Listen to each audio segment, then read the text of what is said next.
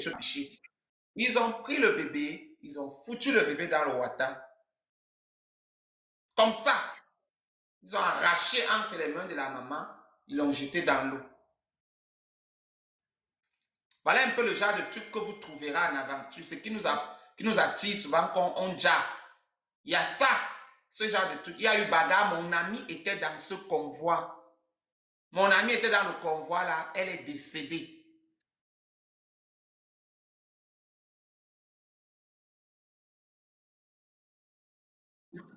La maman, elle est devenue folle. Folle! C'est ça qui a déclenché la bagarre. Elle est tombée sur le monsieur. Les Guinéens sont tombés sur le monsieur. Vous pensez que vous êtes dans l'avion ou bien même dans le bus. Même dans l'avion, même il y a la bagarre, ça crée qu'on va tomber. Hein.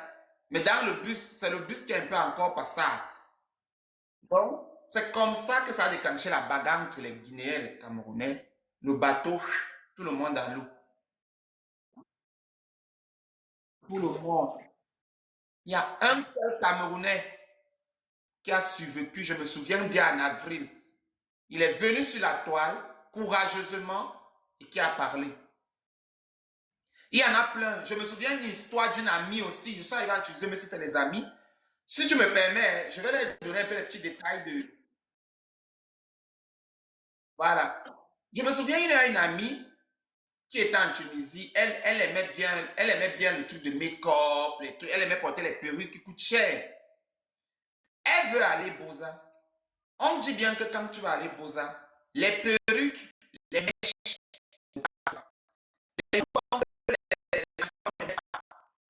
la bonne dame a mis la perruque, elle a mis dans le sac. Elle est partie. Les gars qui les faisaient partir là disaient que, gars, si tu nous rembarques dans le bateau avec tes trucs-ci, sache qu'on va te pousser là, tu vas tomber. On va se débarrasser de toi et nous, on va continuer. Non, non, non, il n'y aura rien, il n'y aura rien, il n'y aura rien. Elle est arrivée. Là où l'eau était tellement agitée, ça attaque. Ça attaque là où l'eau était tellement agitée. Parce qu'on a bien dit qu'on n'aimait pas ces trucs-là. Ça les a fait tomber dans l'eau, tout le monde. Ils étaient dans l'eau. Le gars qui raconte ça, c'est un gars bassa. Il est géant comme ça. Il est actuellement ça en Italie. Peut-être un jour il montera ici, il va te dire.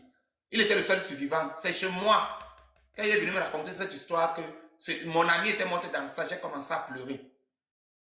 Donc, ils ont commencé à se débattre dans l'eau.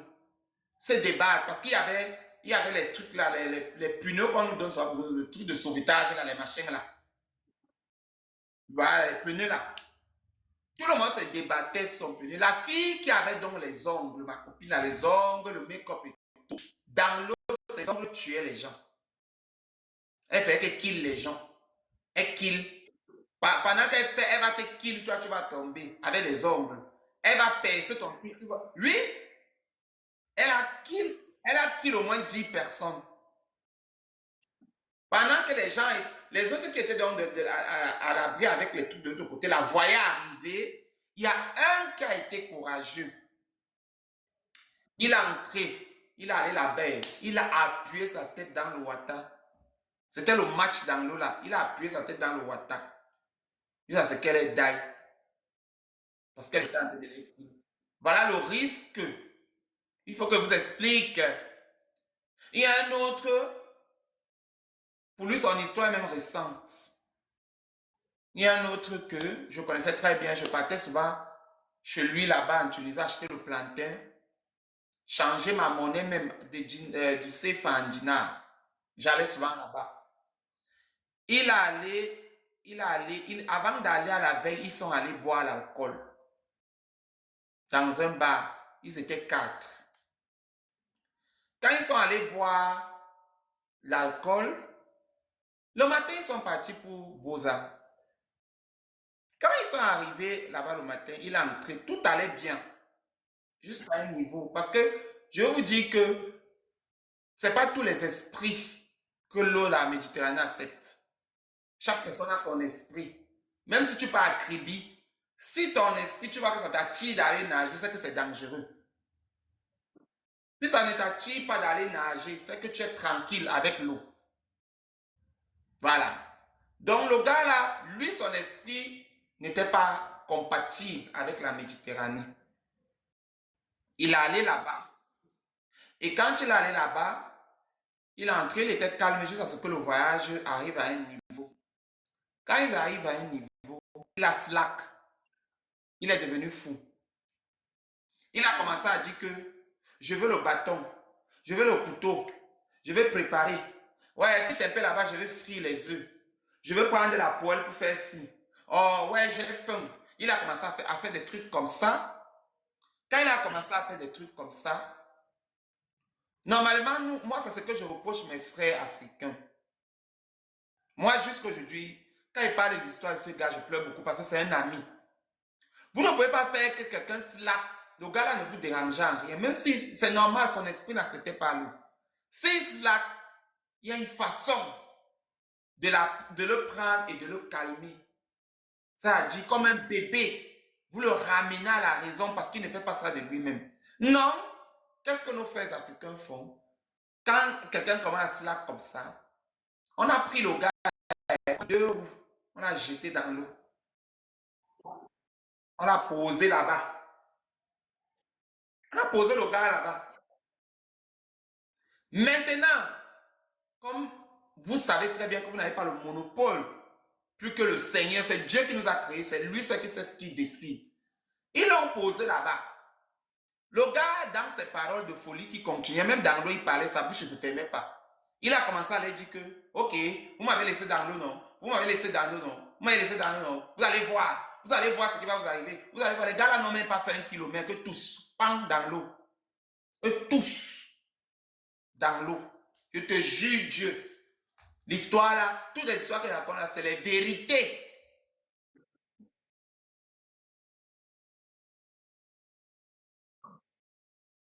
Ils sont tous die. Le gars là s'appelait Armand, pour ceux qui connaissaient. Il était à la ruine, il vendait la nourriture. L'histoire là, il était le bras droit du président de Cameroun en Tunisie. Oui, tout le monde le connaissait là-bas. Donc, voilà le genre d'histoire, le risque dans lequel on s'est mis pour arriver. Il y en a tellement. Il y a les gars ici, là, que s'ils vous racontent, il y a les gars qui sont arrivés, ça dit qu'ils étaient les seuls survivants. Tout le monde est d'ailleurs, il est resté dans l'eau comme ça, il était le seul, il regardait les corps comme ça autour de lui. Ce qui se passe dans la- Des gens qui meurent, les couples, tu vois, ils meurent la main dans la main, dans l'eau. Parce que quand tu regardes et tout, celui qui nous a raconté, c'est papa. On dit que c'est un Kassa. Bref, c'était un Kassa qui racontait ça. Voilà. Donc, c'est un commentaire, c'est un gars qui a dit là-bas que qui vous a raconté.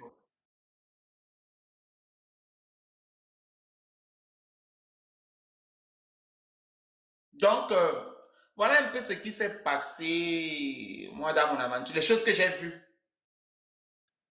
Donc, je vous dirais juste de prendre des précautions si vous voulez partir quelque part. Renseignez-vous. Demandez. Vous avez l'impression que ce qu'il raconte, c'est comme si c'était le film, mais ce n'est pas le film, c'est la réalité. C'est la réalité. Il y a les gens, il y a ma soeur qu'on appelle Suzanne, ma soeur, voilà, on s'est familiarisé en Tunisie. Ma soeur, Suzanne qui est allée pour la première fois. Je vais même vous faire rire. Il y a des histoires qui sont même rigolos. Moi, je me souviens même en Tunisie, là, il y a une femme qu'on a fait quitter. Bref, on a fait le réseau. Oh non, il faut qu'elle vienne en Tunisie par le vol. On a dit que non, tu vas faire escale en Tunisie, après tu vas te retrouver en France. Elle se disait que l'escale, c'était avec l'avion. Donc elle arrive, elle dit ça à l'aéroport, elle prend notre avion pour arriver en France. Non, elle a fait escale. On l'a amenée au bord. Elle a pris le bateau. Elle a crié le wow. Qui m'a. Elle a demandé de m'attendre un peu. Est-ce que c'est ce qu'on s'est dit? Vous m'avez dit qu'elle descend ici. Elle était avec les bobolons, les Nintumba, et tu avec une grosse valise. Elle Wanda qu'elle a marché à pied près de 4 kilomètres pour arriver là-bas. Maman, Elle arrive voir la bourse, elle trouve un bon joli bateau en fer qui est posé là. C'est là que tu vas partir. Donc, il y a ce genre d'histoire. Il y a ma cousine Suzanne qui est arrivée. Elle a fait confiance à son frère camerounais, le premier camerounais qu'elle a vu en Tunisie. Quand elle arrive, elle est venue avec ses dos, elle est venue avec au moins 6 000 dinars, équivaut de peut-être presque 2 millions. Quand elle est arrivée, son frère camerounais voyait l'argent, il dit que, ah, ma chérie, tu es ma soeur, on parle le bassin ensemble, donne-moi, je vais te gérer. Elle a pris tout l'argent, elle a donné au gars. Ils sont arrivés au bord. Elle voit que les gens sont en train de partir, ils partent, ils partent, ils partent, elle est derrière. On ne la fait pas passer. Après, elle pas demandé que m'attendait plus. Hmm. J'ai donné mon argent depuis. On ne vous a pas donné l'argent ici. Ton frère, c'est qui? Elle donne le nom. Quand elle donne le nom, on appelle le gars, donne-lui un peu son numéro. Il nous a rien donné. Quand on appelle son numéro, le gars, ça ne passe pas. Elle prend le téléphone d'une autre personne, elle appelle le gars, mais tu es où? On vient me faire go ici. Les gars se disent que tu ne pas donné l'argent. Le gars, fiche-moi le gars là-bas. Fiche-moi le gars, bordel. Fiche-moi le gars, bordel. Il a pris les deux, il a nyongo avec. La pauvre dame est restée en brousse seule. Si par exemple, les gars là l'arrêtaient là-bas, ils faisaient quelque chose après. Donc, il y a ces risques-là. Je veux seulement vous dire, moi je ne peux pas, tu ne peux pas, Suarez, on ne peut pas empêcher un beaux-ailleurs de goût. On ne peut